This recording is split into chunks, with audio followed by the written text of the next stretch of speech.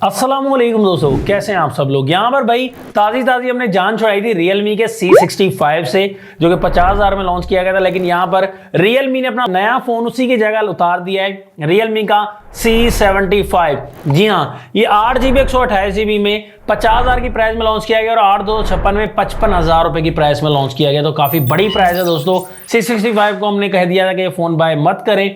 Processor भी third class था, price भी बहुत हाई थी, IPS डिस्प्ले था। अब ये भी वही कुछ बनने वाला है। इसका काफी एडवर्टाइजिंग की गई भाई, अंडर वाटर भी चलता है, ये वो सारा कुछ दोस्तों आपको बताएंगे दोस्तों हकीकत इस फोन की। तो अगर आप पूरी वीडियो देखेंगे तो आपको पता लग जाएगा कि C75 वाकई अच्छा फोन है या नहीं, ये आपको बता देंगे। यहाँ पर C75 का बॉक्स देख सकते हैं, सेम टू सेम C65 जैसा ही है। यहाँ पर 6000 mAh की बैटरी को मेंशन किया गया, 45 वोल्ट के चार्जर को, और यहाँ पर बैक साइड से सारी हाईलाइट्स जो है वो फोन की मेंशन की गया, IP69 और टफ आर्मर शेल ग्लास, सामने की तरफ ना टूटने वाला ग्लास का दिया गया है। 6000 mAh बैटरी और मीडियाटेक का प्रोसेसर। जैसे हम डब्बे को ओपन करते हैं, डब्बा ओपन करते ही छोटी सी लिड मिलती है जिसमें आपको एक कवर मिल जाता है और कुछ डॉक्यूमेंटेशन भी मिल जाती है, सिमुलेटेड टूल भी है। उसके बाद फोन मिलता है। फोन के बाद आपको जो चार्जर 45 वोल्ट का देखने को मिल जाता है, type A to type C वाली चार्जिंग केबल देखने को मिलती है। यही बॉक्स कंटेंट्स हैं। सामने की तरफ जैसे आए तो यहाँ पर डिजाइन जो आपको मिलता है दोस्तों बिल्कुल सेम टू सेम देखने को मिल जाता है, C65 जैसा ही थोड़ा बहुत, और Y100 का वीवो का जो डिजाइन है सेम वैसा दिया गया है दोस्तों।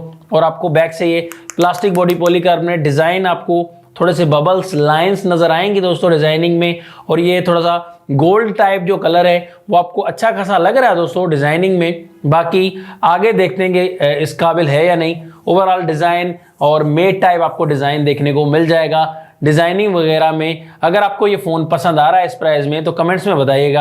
राइट साइड पर प्लास्टिक फ्रेम और राइट साइड पर ही पावर लॉक अनलॉक वाला बटन है, साथ में वॉल्यूम की रॉकर्स। अप साइड आपको खाली मिलती है। लेफ्ट साइड पर सिम ट्रे बिल्कुल 3 स्लॉट वाली आपको देखने को मिल जाती है। डाउन साइड पर आपको 3.5 mm का जैक नहीं मिलता, गायब कर दिया गया है। और इसके साथ आपको फर्स्ट माइक मिल जाता है, चार्जिंग पोर्ट टाइप सी वाली, और आपको एक ही स्पीकर मिलता है दोस्तों, सिंगल स्पीकर मिलता है। ये भी आपको डाउनग्रेड मिलता है। सामने की तरफ जैसे आए तो आपको यहाँ पर सेंटर पंच होल वाला डिस्प्ले देखने को मिलेगा, लेकिन आपको चिन थोड़ी सी बड़ी देखने को मिलेगी। बेजल्स भी थोड़े से कम हैं लेकिन चिन काफी बड़ी है। यहाँ पर आपको डिस्प्ले जो कमजोर पॉइंट है इस फोन का, वो एक IPS पैनल मिलता है दोस्तों इस फोन में। 6.72 इंचेस का फुल HD प्लस की रेजोल्यूशन, और यहाँ पर ओनली 90 हर्ट्ज का रिफ्रेश रेट देखने को मिलेगा। मतलब 120 हर्ट्ज रिफ्रेश रेट भी नहीं है। एमोलेड डिस्प्ले इस प्राइस की रेंज में मिल रहे हैं। कैमन 30 आप देख लें, इसमें नोट 40 देख लें।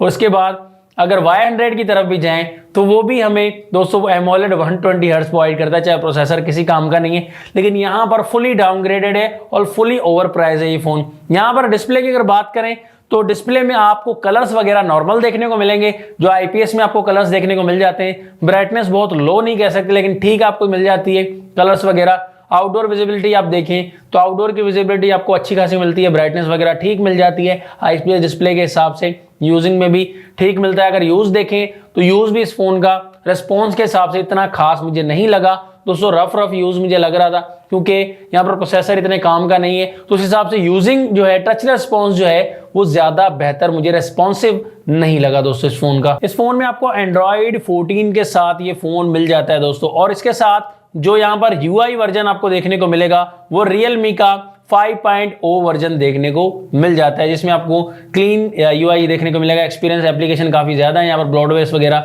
और आपको क्लीन एक्सपीरियंस देखने को मिलेगा। ज्यादा आपको एड्स वगैरह का खतरा नहीं मिलता।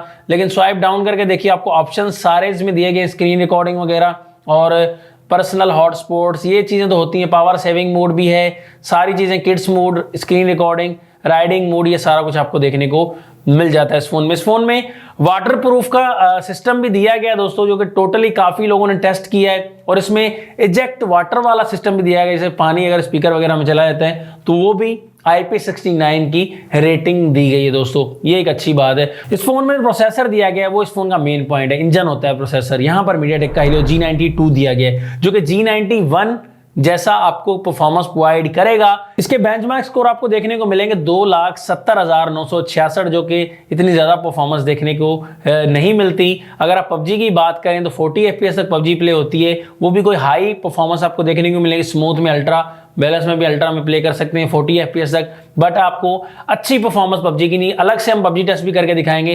बहरहाल इसे 50,000 की प्राइस के हिसाब से गेमिंग फोन हम रिकमेंड नहीं करेंगे। G100 का प्रोसेसर इस प्राइस में चल रहा है, G99 के मुकाबले का भी चिपसेट नहीं है, तो गेमिंग हजरात इससे दूर रहिएगा इस प्राइस के हिसाब से। इस फोन में आपको साइड माउंटेड फिंगरप्रिंट देखने को मिलेगा और रिस्पॉन्स ठीक है, और फेस आईडी भी आपको ठीक रिस्पॉन्स कर लेती है दोस्तों। यहाँ पर बैक पर कैमराज वगैरह का सिस्टम देखें तो आपको बैक पर 50 मेगापिक्सल का मेन कैमरा देखने को मिल जाता है इस फोन में, और फ्रंट कैमरा ओनली 8 मेगापिक्सल का आपको देखने को मिलता है इस फोन में। यहाँ पर अगर ऑप्शंस वगैरह देखें तो ज्यादा कुछ नहीं दोस्तों, photo mode, portrait mode, video आप 1080p 30 FPS में रिकॉर्ड कर पाएंगे। 60 FPS का ऑप्शन नहीं है, 2K या 4K का कोई ऑप्शन नहीं दिया गया, कैमरा पर जरा ध्यान नहीं दिया गया। स्लो मोशन का ऑप्शन है दोस्तों मोर में, और यहाँ पर टेक्स्ट स्कैनर और दूसरे तीसरे ऑप्शन दिए गए हैं। यहाँ पर लाइव फोटो लेते हैं तो लाइव फोटो में रिजल्ट दोस्तों आपको बिल्कुल ही नॉर्मल देखने को मिलेगा। फ्रंट बैक कैमरा से सैंपल्स हमने काफी ज्यादा लिए हैं, लेकिन यहाँ पर रिजल्ट दोस्तों इतना खास मुझे नहीं मिला। बैक कैमरा से भी यहाँ पर दोस्तों पोस्ट प्रोसेसिंग के जरिए थोड़ी सी पिक्चर को थोड़ा सा इनहेंस करता है, लेकिन यहाँ पर कलर्स इतने बेहतर नहीं आते। सेंसर्स कोई हल्का लगाया गया, फ्रंट भी बैक भी, मुझे इतना मजेदार रिजल्ट नहीं लगा। डे टाइम कुछ हद तक नॉर्मल कह सकते हैं, बट लो लाइट में भी बहुत अच्छा रिजल्ट आप इसका नहीं कह सकते। तो कैमरा को इंप्रूव नहीं किया गया, बिल्कुल यहाँ पर थके हुए कैमरा इस फोन में लगाए गए हैं। बाकी सैंपल्स देखकर आप बता सकते हैं, वीडियो सैंपल्स भी मौजूद हैं। वीडियो क्वालिटी भी बैक कैमरा की देखिए तो इतनी खास आपको देखने को नहीं मिलती, यहाँ पर एक्सपोजर कम ज्यादा होता हुआ नजर आता है, और क्वालिटी भी वीडियो की बहुत नहीं है।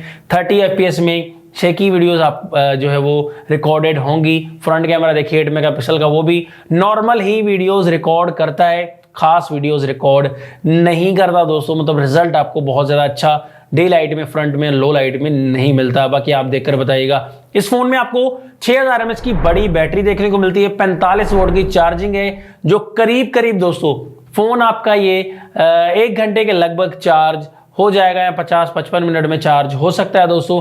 6000 mAh की बैटरी 1 घंटा ले ही जाएगा फोन ये। अब प्राइस के हिसाब से दोस्तों IPS डिस्प्ले, सिंगल स्पीकर है इस फोन में, उसके बाद आपको कैमरास भी मजे के नहीं मिलते। प्राइसिंग भी 50,000 है, 8/128 से 8/256 वाला लें तो वो और ऊपर चला जाता है। तो प्राइसिंग के हिसाब से बहुत थका हुआ फोन है। इस फोन की प्राइस ज्यादा से ज्यादा 35,000 के करीब होनी चाहिए, बस इनफ है दोस्तों। आपको कैसा लगा ये फोन प्राइस के हिसाब से? तो लूट मार रियलमी को बंद कर देनी चाहिए। जो आपको अगर हमसे मुतफिक हैं हमारी राय से तो कमेंट्स में बताइएगा। नेक्स्ट वीडियो के लिए चाहता हूं आपसे इजाजत। अल्लाह हाफिज। पाकिस्तान जिंदाबाद।